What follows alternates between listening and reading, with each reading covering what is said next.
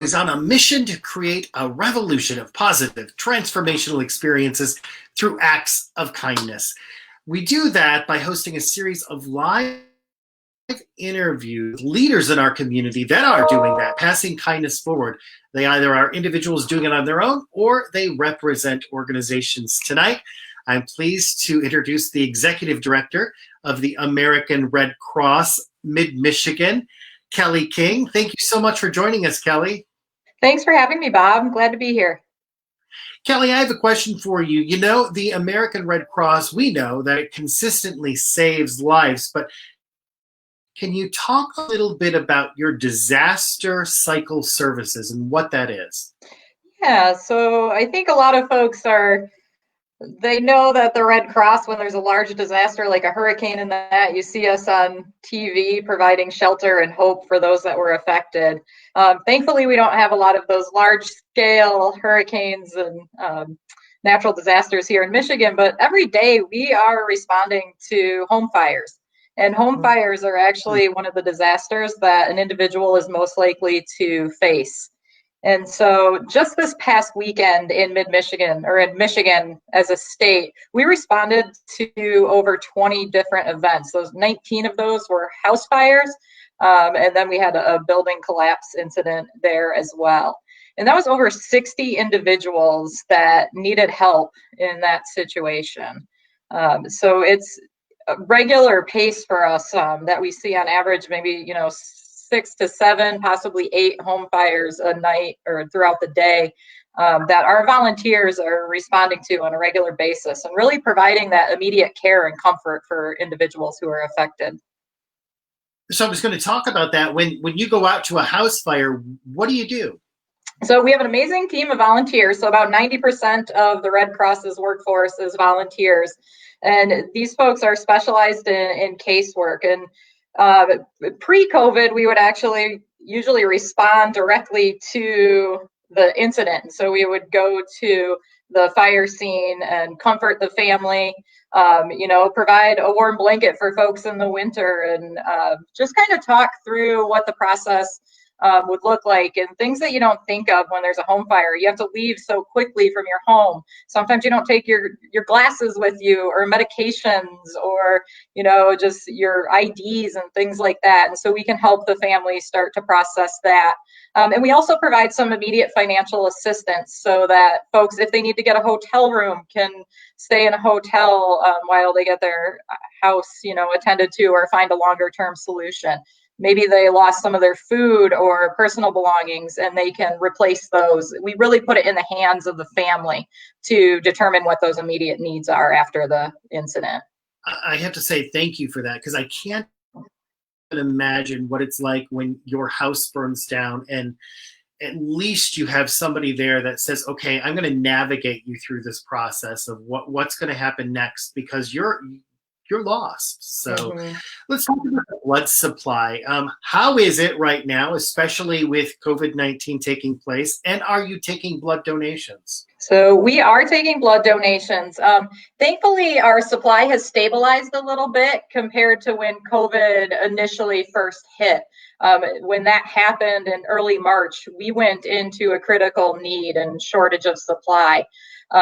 One of the things that we do is we do mobile blood drives, where we rely on community locations to host those drives for us. So colleges and high schools, churches. And so when public gathering orders were put into place and we couldn't do that and places were closing down, a lot of our drives were canceled because of that, which put us into a critical shortage. But thankfully, with help of elected officials and others and community partners, we were able to find some locations that we could stand those up again and host them along with our fixed sites. And we just had an amazing call from the community who came out just to, sign up for an appointment and give that blood. And so we were able to stabilize that supply again. But we need to make sure that we continue to do that. And so we are asking folks to continue to register for an appointment to give blood, and to do that in the coming weeks and months so that we can ensure stability of that. And, hospitals would need more if we have more elected surgeries and things like that can start taking place again. Then, there's an increase in need for it as well. Sure. What about plasma services? So we are working closely and partnering with the USDA to work on the convalescent plasma collection. So all of our fixed site locations where we collect platelets and plasma and that do have the ability to collect convalescent plasma. And so there is a special form on our redcrossblood.org page that folks who are feeling healthy and have recovered from COVID can fill out that information, and then they'll be contacted by a Red Cross representative to set up an appointment and further go through the process to see if they would qualify to donate. So you had talked a little bit about volunteers, and I think you said 90% of your workforce is volunteers. So do you need some volunteers? We always could use volunteers. So we have several different ways that folks can help us out. And, we've moved some of those opportunities to a virtual platform. So where we used to show up at the scene of home fires, we're learning, in order to keep clients and our workforce safe, ways to virtually connect with folks and still get them the services that they need and still have that great mission and service provided to the community through our amazing network of volunteers. How do we find out more about the Red Cross? I've actually had your website scrolling across the screen, redcross.org. But if we want to make donations or volunteer, is that where we would go? That is the best place to go. So you can do both right on that website, and you can learn a lot of information about blood donations, how to make an appointment there, how to make a financial gift, as we rely on donors to carry out this mission every day, both financially and blood donors.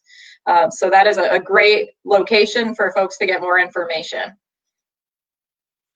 Kelly, I always end the interviews with asking my guests the same thing, and that is, Kelly, tell me something good.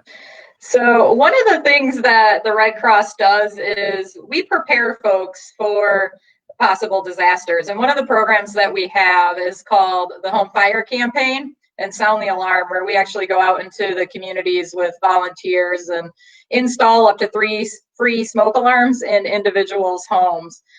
Unfortunately, that's been put on hold with the current situation, but we've been doing that for the last several years.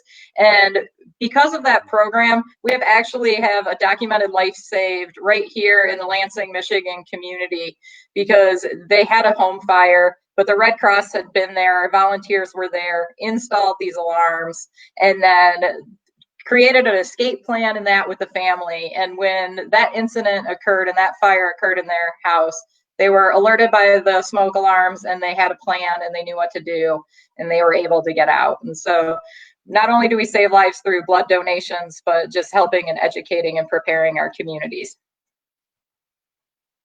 Well, thank you for that. And thank you for all the Red Cross does to help our community and better our community, and you taking charge and leading everyone. We appreciate all the volunteers, and we have taken time out tonight to be with me. So I appreciate the opportunity. Thanks, Bob. Okay, Kelly, thank you. And of course, if you want more good news, visit the Epiphany Now website, EPIFANYNOW.org.